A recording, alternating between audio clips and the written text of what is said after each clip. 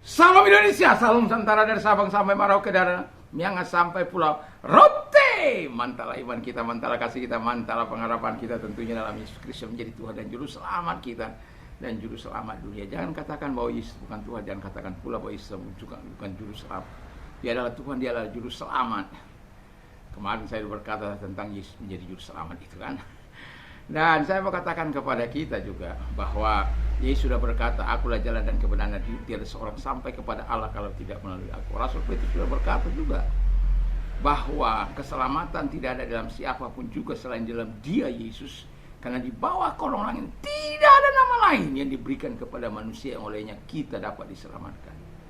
Karena begitu besar kasih Allah akan dunia ini sehingga Ia mengalurkan anaknya yang tunggal supaya setiap orang yang percaya kepadanya tidak binasa melainkan peroleh hidup yang kekal. Dengan hati percaya engkau dibenarkan dan mulut mengaku engkau diselamatkan. Puji Tuhan.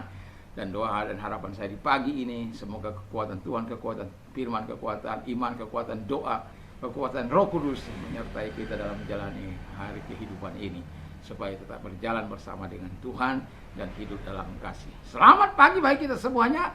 Mari kita berdoa. Terima kasih, kami mau hidup dalam kesatuan hati Bapa di surga. Dalam nama Yesus, haleluya. Amin. Saya akan membacakan pasal 2 dari Filipi. Filipi pasal 2 ayat 1 dan 3. Jadi karena dalam Kristus ada nasihat, ada penghiburan kasih, ada persekutuan roh, ada kasih mesra, ada belas kasihan. Karena itu sempurnakanlah sukacitaku dengan ini. Hendaklah kamu sehati sepikir dalam satu kasih, satu jiwa, satu tujuan. Dengan tidak mencari kepentingan sendiri atau pujian yang sia-sia. Sebaliknya hendaklah dengan rendah hati yang seorang menganggap yang lain lebih utama daripada dirinya sendiri.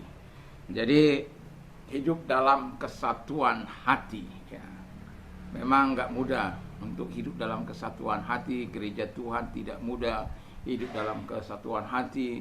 Jangankan gereja Tuhan, kadangkala suami istri saja tidak bisa hidup dalam kesatuan hati. Bisa kita cek saja ya. Ketika satu berdoa, satu di mana itu. Nah, yang satu membaca firman Allah, yang satu di mana itu. Kadang-kadang alasan saya lagi masa lagi ini. Tapi saya mau katakan kepada kita, jangankan jemaat Tuhan, hamba-hamba Tuhan sangat sulit juga hidup dalam kesatuan hati. Padahal itu penting. Dan jemaat mula-mula hidup dalam kesatuan hari, memecahkan roti bersama. Wow, kegerakan yang sangat luar biasa terjadi. Dan itulah sebabnya saya katakan kehidupan, kesatuan, hati sepikir, sejiwa di dalam Tuhan itu bukan sesuatu yang mudah untuk kita hidupi. Tetapi firman Allah katakan kita harus belajar hidup seperti jemaat di Filipi, atau apa yang disarankan oleh Paulus kepada jemaat di Filipi. Jadi kalau orang hidup dalam kesatuan hati, maka mereka akan ditandai dengan hidup seperti ini, hidup saling mengasihi ya. Jadi hidup orang yang saling mengasihi, saling menolong, saling berbagi, saling menghibur, saling menasihati.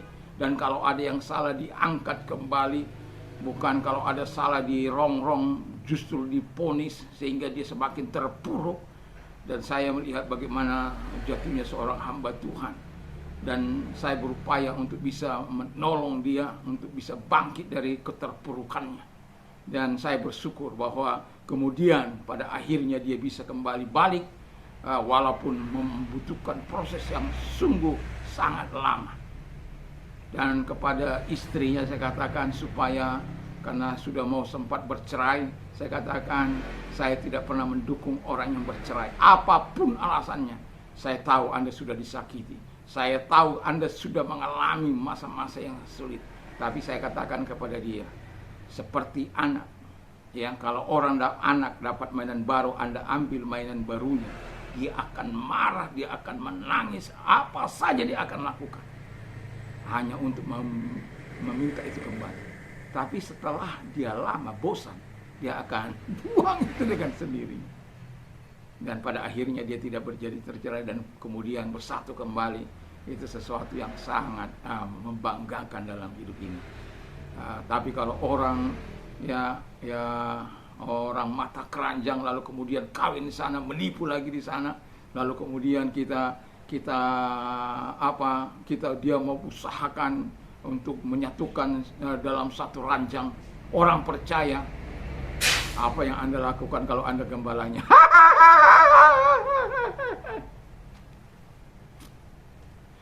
Saya berdoa berpuasa 3 hari 3 malam, belum buka saya datang ke rumah setelah 3 hari, saya katakan kamu tidak layak pakaian 2. Walaupun dia harus berpisah dengan saya, dan saya juga menyuruh istrinya untuk mengikuti dia supaya mata keranjangnya jangan mulanya istrinya tidak mau, tapi saya katakan saya adalah pelayan Tuhan, saya bukan hidup dalam pelayanan itu bukan untuk meruntuhkan keluarga, tapi saya mengajar untuk orang saling mengasihi. Secara manusia saya bilang, kamu punya perpuluhan, lumayan bagi saya untuk membuat saya bertahan dalam kehidupan dan pelayanan ini. Tapi kalau saya melihat kepada uangmu, maka saya akan membiarkan engkau ada di sini. Tapi saya melihat sebagai seorang gembala supaya engkau hidup dan saling mengasihi, dan engkau harus mengikuti suamimu. Tidak ada masalah bagi saya. Karena apa? Di sana juga dia jadi beribadah. Yang penting kamu setia sama Tuhan. Dan pada akhirnya setelah mungkin 6 bulan lebih, baru dia mau mendengarkan saya. Karena saya terus push dia supaya jangan memberikan kesempatan pada si iblis, supaya tidak terjadi kekacauan. Dan kemudian apa yang terjadi, kita tahu bahwa dia dipulihkan, dan kemudian dia ceraikan istri yang dia bohongi itu, dan saya tidak tahu bagaimana perkembangannya. Tetapi yang mau saya katakan, pada akhirnya sah mereka bercerai di pengadilan. Nah, yang mau saya katakan kepada kita adalah hiduplah saling mengasihi. Memang nggak mudah untuk hidup saling mengasihi. Dan ketika terjadi kasus-kasus seperti itu, apakah kita istri yang disakiti siap mengampuni? Tapi saya bersyukur dia siap mengampuni, dan walaupun dengan tertatih-tatih, tapi dia telah menunjukkan pada akhirnya mereka merujuk kembali. Dan itu sebuah kebanggaan bagi seorang hamba Tuhan yang tetap memegang prinsip kebenaran, tidak menceraikan orang, tetapi mendukung orang itu untuk bisa bangkit, untuk bisa mengampuni, karena itu firman Allah, untuk bisa mengasihi dengan kasih yang tulus seperti Yesus. Yang kemudian dikatakan oleh firman Allah, orang yang hidup dalam kesatuan hati, hidup bekerja sama dengan yang lain. Jadi enggak menganggap, oh kamu, ada istilah di sini mungkin, oh ketika orang, oh dia mencuri domba saya, oh enggak, jemaatnya yang mencuri rumput di sini. Dia mencuri domba saya. Yang satu bilang, oh tidak, dia yang mencuri rumput saya di sini. Rumput saya di sini hijau. Nah, makanya sediakan rumput yang kering sepertinya dia Tuhan.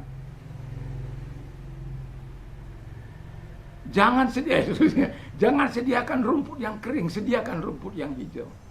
Walaupun secara manusia kita harus memang introspeksi, tapi jangan pikir pelayanan ini kamu saja yang punya hubungan dengan Tuhan. Tidak. Semua hamba Tuhan dengan segala pergumulannya, dengan segala keadaannya, pastilah orang-orang yang bergaul karib dengan Tuhan. Dan kalau engkau seorang pelayan yang baik, engkau harus menghargai pelayan-pelayan Tuhan yang sama-sama membangun kerajaan Allah di mana kita ada. Bukan saling meruntuhkan, bukan saling menghancurkan, bukan. Paulus katakan, aku tidak mau membangun di atas fondasi orang lain. Datang lembaga lain hanya memindahkan, membuat huru-hara. Aduh, masih banyak jiwa-jiwa yang perlu diselamatkan, dan kitalah yang akan dipakai oleh Tuhan untuk itu.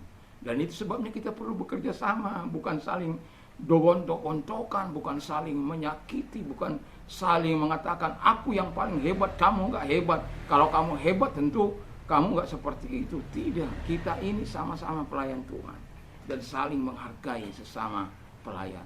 Dan sehingga kalau kita bisa saling menghargai, tidak menyakiti, maka kita akan bisa menjadi bekerja sama untuk kemuliaan bagi Tuhan. Ketika kita bekerja sama-sama bekerja untuk Tuhan, disitulah Tuhan akan menyatakan kebaikannya. Saya kadang-kala miris, karena apa? Ada banyak orang hatinya mengatakan bersatu, tapi tindakan di belakang menghancurkan, menyakiti. Tidak sejalan antara perkataan yang kita dengar dengan perbuatan di belakang kita.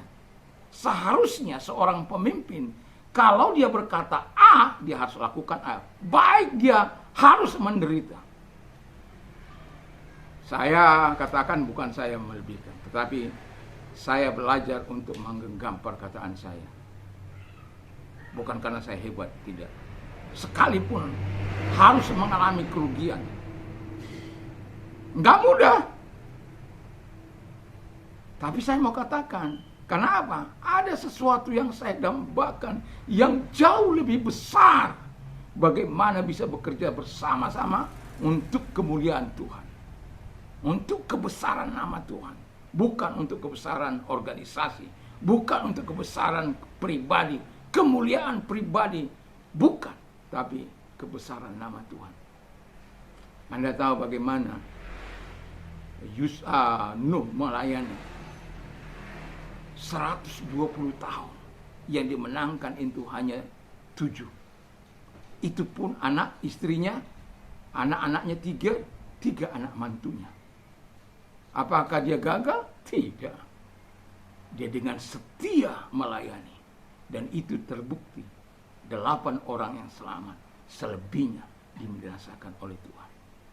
Jadi Tuhan tidak melihat berapa banyak yang engkau layani, tapi berapa besar hatimu dalam pelayanan ini yang kau berikan kepada Allah dan kau berikan kepada sahabat-sahabatmu untuk bisa saling bekerja sama-sama bekerja untuk kemuliaan Allah, bukan untuk kemuliaan siapa-siapa, hanya untuk kemuliaan Yesus. Kalau itu kita miliki, terpujilah Tuhan. Saya berharap itulah doa saya setiap pagi, siang, malam kepada Tuhan, supaya semua, bahkan dalam 2 hari-hari ini, Israel tidak pernah terlepas dari mulut saya untuk saya memberkati, karena saya tahu Tuhan katakan orang yang memberkati Israel akan diberkati. Dan yang ketiga dikatakan firman Allah, hidup memiliki hubungan dengan Allah. Nah, untuk bisa kita hidup saling mengasihi, hidup saling memperhatikan, hidup saling menghargai satu dengan yang lain, hidup untuk bekerja sama, kita harus memiliki hubungan yang akrab dengan Tuhan. Saya yakin dan percaya kalau kita memiliki hubungan yang baik dengan Tuhan, ketika ada orang datang kepada gerejamu, seorang yang mungkin domba nakal, domba liar yang sudah ada di sana, Anda mengenal pendetanya, halo friend, bagaimana ini? Ini ada ini, sudah 3 kali ini loh. Oh iya, nanti saya datang ke sana. Setelah beberapa kali dia datang, nggak mau, saya mau di situ saja. Akhirnya dia hantar kepada saya. Kok begitu mudahnya menjaga persahabatan. Dan kenapa? Domba itu kan juga punya saya. Tapi ketika orang melakukan, enak saja dia. Memangnya gue pikirin, kita melayani ini, cari ini apa? Cari Tuhan.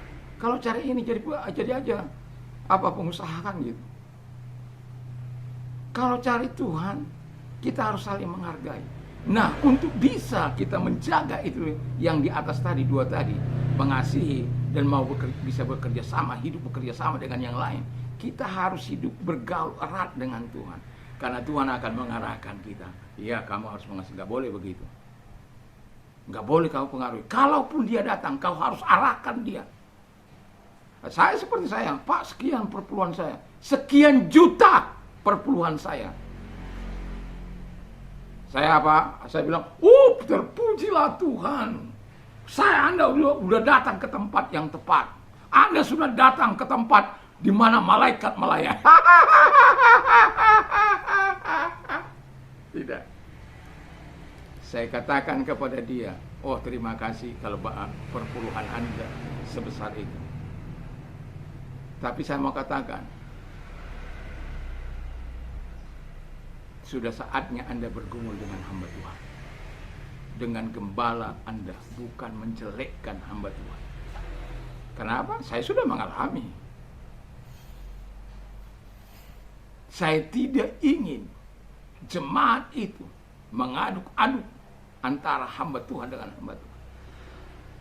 Nah, kalau kita memiliki hubungan yang baik dengan Tuhan, mudah kan, tinggal katakan, arahkan dia. Sehingga jemaat itu punya tanggung jawab.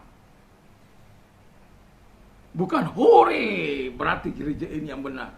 Kalau banyak gereja ini yang benar, nilai-nilainya benar, yang kubawa pun benar.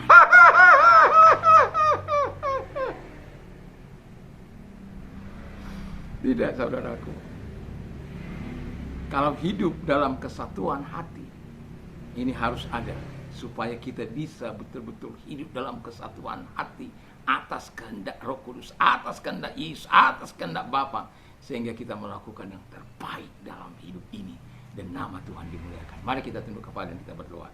Terima kasih Tuhan, dalam surga kami mau hidup dalam kesatuan hati. Tolong kami Tuhan, sehingga kami mencintai Tuhan, memiliki hubungan yang baik dengan Tuhan. Dan kalau engkau mengalami masa-masa yang sulit dalam hidupmu, saya mau katakan, kalau ketika engkau mengalami sakit, saya mau berdoa bagimu, segala sakit penyakit yang mereka diperintahkan keluar, dan oleh bilur Yesus engkau sembuh, oleh kuasanya engkau sembuh dalam nama Yesus. Dan kami juga mau berdoa kepada mereka Tuhan yang mengalami masa-masa sulit mereka, kiranya Tuhan menolong mereka, karena engkau berkata, marilah kepadaku hai kamu yang letih dan beban berat, aku akan memberikan kelegaan bagi. Kalau ketika mereka mengalami penderitaan, engkau hadir untuk menguatkan mereka. Kalau ketika engkau belum menolong, yang pasti engkau akan menolong. Kalau saja kami mengasihi Tuhan dan mengenal engkau. Kami adalah orang-orang yang mengasihi Tuhan, adalah orang-orang yang cinta Tuhan. Kami datang, kami yang butuh pertolongan Tuhan, kemurahan Tuhan, kebaikan Tuhan. Dalam nama Yesus, kau nyatakan pertolonganmu kepada mereka yang membutuhkan kasih sayang dan pertolongan sesuai dengan kebutuhan mereka, sehingga mereka memuliakan Tuhan. Terima kasih Bapa, terima kasih Yesus. Terima kasih Roh Kudus. Dalam nama Yesus kami bersyukur dan berdoa. Haleluya. Amin. Selamat pagi, selamat kita beraktivitas tentunya bersama dengan Tuhan. Ini ada perubahan cahaya ya. Dan seperti remang-remang saja. Sebab ada masih orang di luar pintu sana. Puji nama Tuhan.